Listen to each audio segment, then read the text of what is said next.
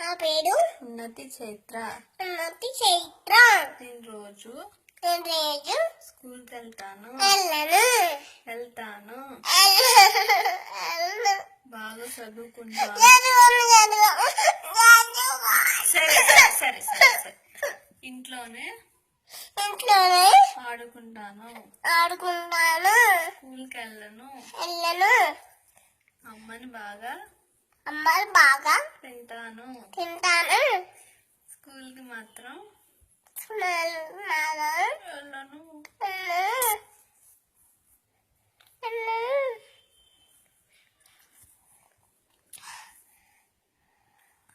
అమ్మ పేరు లిల్లిమ.